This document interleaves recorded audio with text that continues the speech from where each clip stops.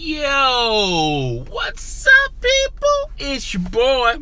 I'm Krysten, and I'm back with another video. We're going to talk about the Defenders. I watched all 8 episodes in season 1. I believe this miniseries is going to be a constant theme with the scheduling of Netflix. They're going to have a Defenders 2. In my opinion, was it a huge letdown? We're about to address and tackle this topic. First, I like to say this: spoiler alert, man. I'm gonna say a lot of things, and if you haven't watched the Defenders, if you haven't finished watching the episodes, I suggest to you to go ahead and do so before watching this video. Right, it's just 8 episodes, so you can theoretically get through those eight episodes with a day off or something. I mean, I don't know your situation, okay? So without further ado, let's get into it. I have to say this: if you're trying to compare the Defenders to the Avengers, then you're going to be surprised, and you're also going to be having an emotion of it was a huge letdown if you compare the Defenders to the Avengers. Now, I told you guys, I gave you guys a brief definition of the Defenders, when you compare them to the Avengers, and I also told you guys don't use that type of analogy, but that's what we do as human beings, as society. We start immediately comparing people to other people, teams to other teams, organizations to other organizations, and the Defenders and Avengers, in my opinion, are apples to oranges. All right, you really can't compare both. You can't. It's not a strong justice for the Defenders or the Avengers. Okay, now, what I liked about it, what I liked about the series was the pacing of it. When you have 4 different types of superheroes in 4 different types of areas with 4 different types of superpowers, and you try to chemistry-wise blend them in together, I thought the series did a great job. Okay, I don't think a lot of people give the producers, the writer, the director, huge props in making these characters fit, because when you look at them, they really have nothing in common. All right, they may have they may ran into each other.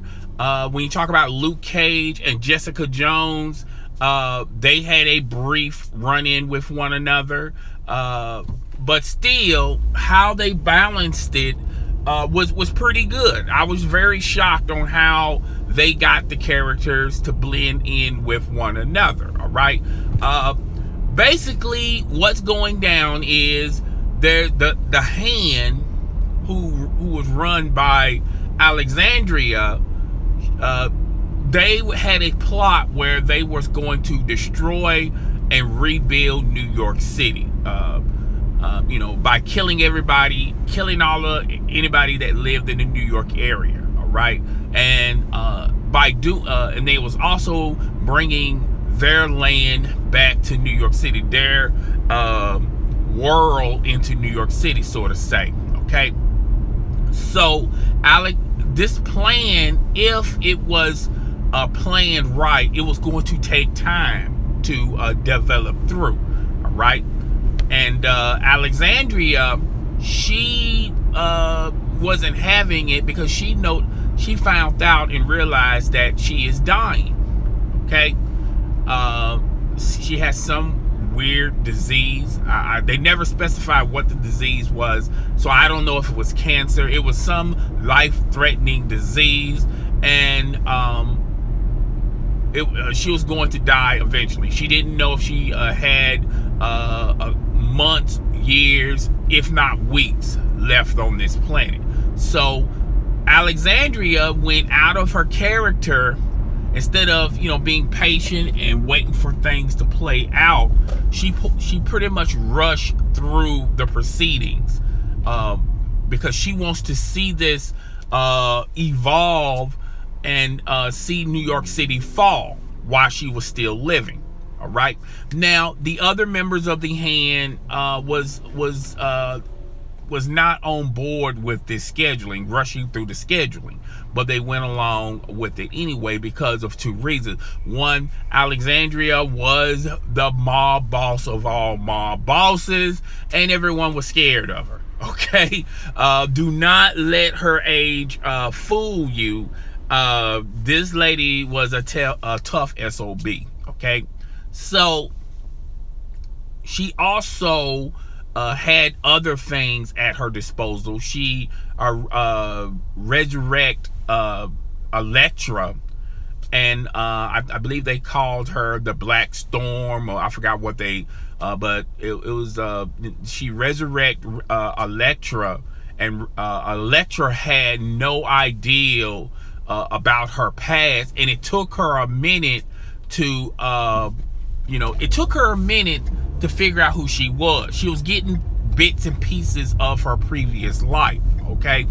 But she got enough to realize that, she was not the type of individual that play well with others, all right? Particularly if she has her own agenda. So when Elektra picked up and realized who she was, by the little bits and pieces that she was getting from her past previous life, she realized that she was not, she wasn't a hitman, she wasn't an assassin, even though she has those elements in her, but she was a leader and not so much a follower. Now, Alexandria thought she had control over Elektra, but even she knew that some of her control was slipping away from Elektra, because she even realized that Elektra was getting to the point where, she was getting some of her memory back. So Alexandria had to reconvince her that she works for the Hand, this, that, and the third, and she works alongside Alexandria. All right. Now, Alexandria had an issue with the other members of the Hand, because the other members of the Hand was coming to the realization of Alexandria is rushing this process alone. All right. I mean, she was just rushing it to the extent of, let me see if I can turn. She was rushing to the extent of botching some things along the way. Okay. And everyone has questions about Alexandria, right? So Alexandria thought that sooner rather than later they're going to turn on her, all right? And one of the assassins did turn on her, because the rest of the bosses were in unison that we have to get rid of Alexandria. Okay, so Alexandria, once again, I'm saying spoiler alert, spoiler alert, spoiler alert. She found out their plan, and she begins to, you know what, if y'all not gonna play alongside me, I'm gonna just kill you guys. So she told Elektra to kill everybody in the room. All right.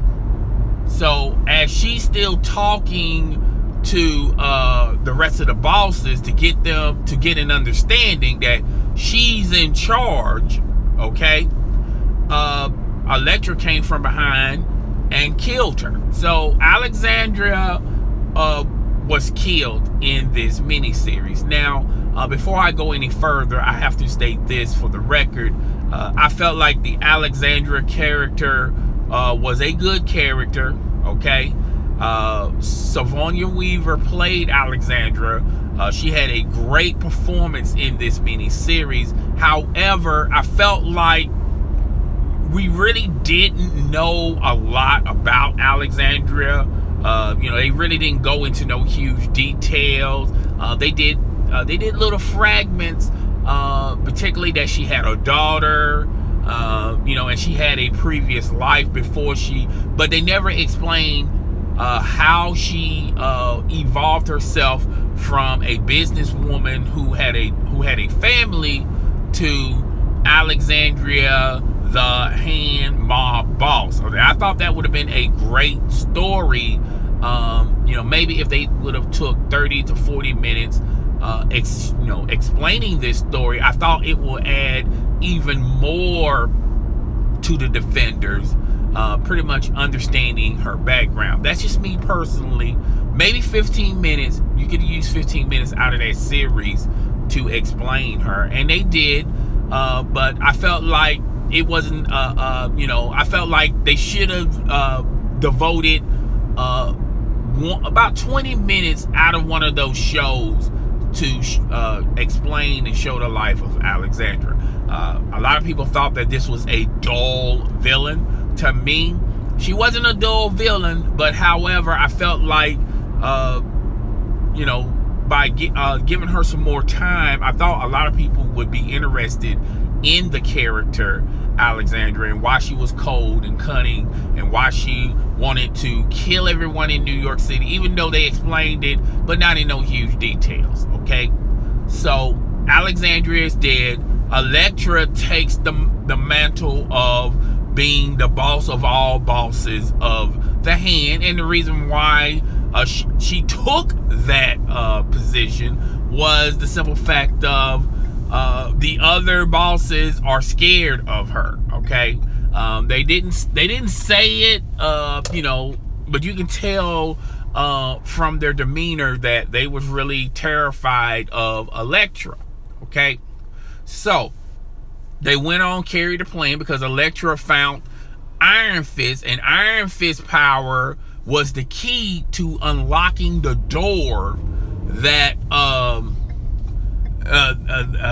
the door that they had to open to let the other world come in and take over New York City, and they needed Iron Fist. Okay, and you know, they finally got Elektra got Iron Fist, and when they took him down to the tunnel, and here's another thing I want to say. Spoiler alert. To me, I felt like the Iron Fist character, they're really not doing justice of the Iron Fist character. They making Iron Fist into this naive, this adult who's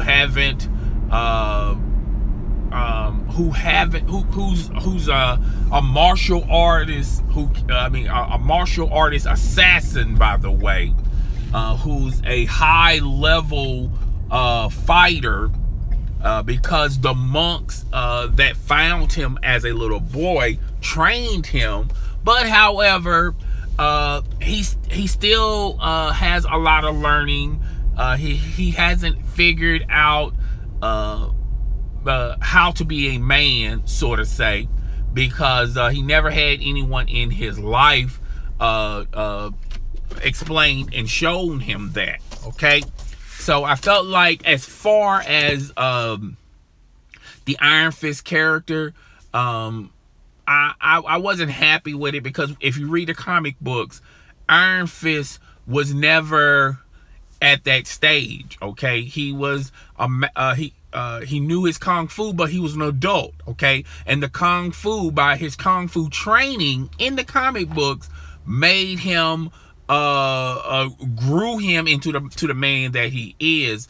And the Iron Fist character on Netflix, he's a fighter, and he mastered the chi that gives him the glow for his fist.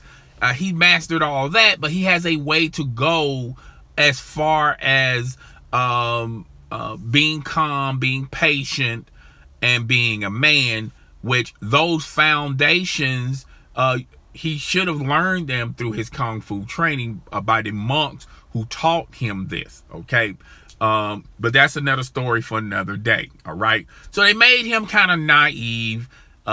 He's sort of like a child trapped in a man's body, which they was doing that in the mini series, but I mean with the Iron Fist series, but it wasn't to the extent where you know, it was a detriment to Iron Man in the series. But when you translate it to the Defenders, I felt like it was a detriment to that particular character. So anyway, they made him naive. He accidentally opens the door. The door is now open, and now they're waiting for all of this terror to come through this door. Meanwhile, the other three characters found blueprints on how to blow up this building, and this building was going to, once the building foundation was blown up, the building was going to fall down into this bottomless pit, and it was going to bury what's evil down there. Okay, everyone was convinced with this plan. It took a little bit longer to convince Power Man, well, Luke Cage, okay? And eventually Luke Cage agreed with the group, and they went down there, and then that's when they battled the other members of the Hand, okay? As they're fighting, the others, their sidekicks are planting the explosives and getting ready to blow this building up. Okay,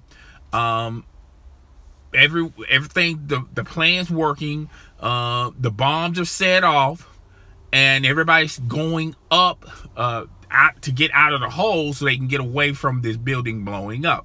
Now Daredevil stayed alongside, and he told everyone to go. He whispered something to Iron Fist, Iron Fist, and everybody went